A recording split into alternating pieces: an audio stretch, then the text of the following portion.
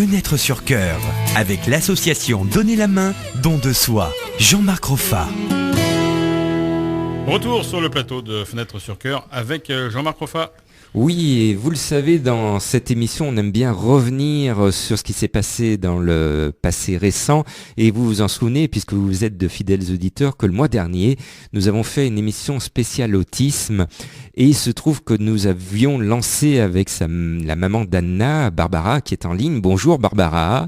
Bonjour Jean-Marc. Nous avions lancé un appel pour trouver une 60aine de bénévoles. C'était votre besoin le mois dernier pour accompagner dans une méthode qui est la méthode des 3 I, votre petite fille qui est très jeune, afin de la stimuler tous les jours. Alors, qu'est-ce qui s'est passé ? Il me semble qu'il y a eu un grand élan de générosité qui a été provoqué par l'émission et par votre énergie à vous également, du côté de Saint-Maurice-de-Bénaud.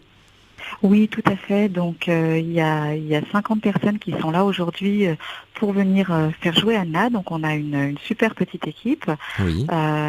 Les bénévoles ont commencé mercredi. D'accord. Donc, première rencontre avec Anna. Au début, évidemment, ils avaient un petit peu peur de pas bien faire. Mais tout s'est bien passé. Anna, au début, les a regardés 10-15 minutes de façon assez interrogative. Et puis, ils ont vite fait connaissance, vite joué avec elle. Ils l'ont apprivoisée en chantant, en la mettant sur la balançoire. Elle leur a vite fait des câlins, des sourires et Super. échange de beaucoup de regards. Donc c'est très positif. Super. Donc on réexplique cette méthode des 3 I. Qu'est-ce qu'il faut faire exactement quand on est bénévole avec Anna qui est très très jeune? Elle a quel âge déjà? Elle a 2 ans, elle vient Oui. d'avoir 2 ans. Donc qu'est-ce qu'il faut faire pour appliquer cette méthode? Déjà, il faut venir, il faut être de bonne humeur, enjouer, se mettre à la place d'un enfant de 2 ans.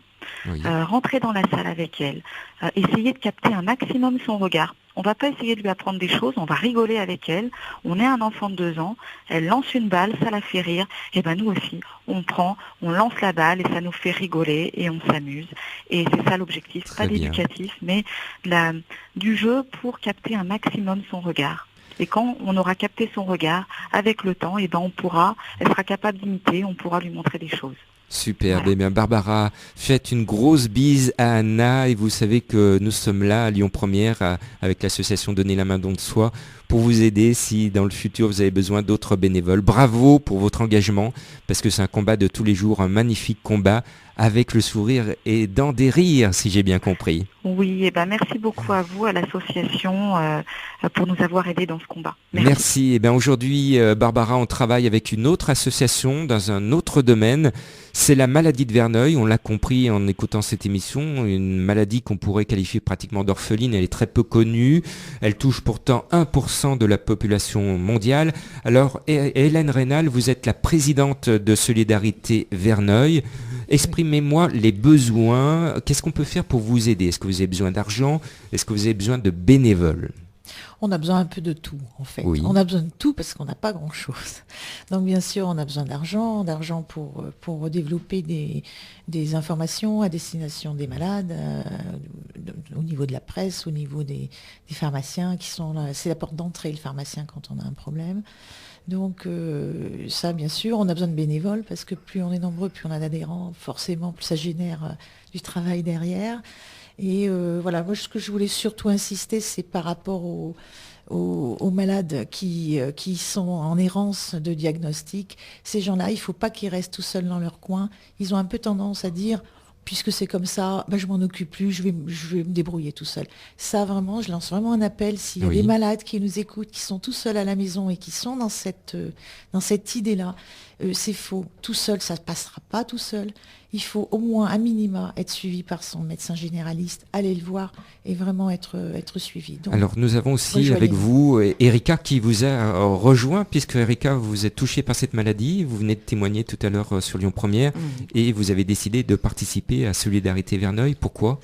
Pourquoi? Alors déjà pour pouvoir aider aussi les gens comme l'association a pu m'aider quand on s'est retrouvé justement sans recours. Oui. Pour les orienter, les aider, pouvoir discuter, des fois rien qu'un appel, un jour, un soir, on sent mal, on déprime, on nous appelle, rien que de pouvoir partager nos expériences, savoir qu'on n'est pas tout seul, ça peut aider. Alors je peux vous rassurer, vous n'êtes absolument pas tout seul. L'association Donner la main don de soi que je préside vous a tendu la main. On va vous aider, on va vous aider à progresser et c'était l'objectif de cette émission, notamment Fenêtre sur Cœur sur Lyon Première, pour alerter l'opinion publique, alerter les médias. Il y a autour de nous une maladie peu connue, elle s'appelle la maladie de Verneuil. Alors Hélène, comment on peut vous contacter? Comment on peut vous aider? Un site internet, un téléphone? Alors nous sommes joignables sur internet bien sûr, sur le site solidarité-verneuil.org. On peut nous contacter par internet, par email, solidarité.verneuil@gmail.com et puis en nous appelant au 06 27 44 77 60. Je termine par un appel de l'association Donner la main don de soi. On va travailler au mois de juin sur le thème des sans-abri. Ce n'est pas parce que l'hiver est passé qu'il n'y a pas de SDF dans la rue.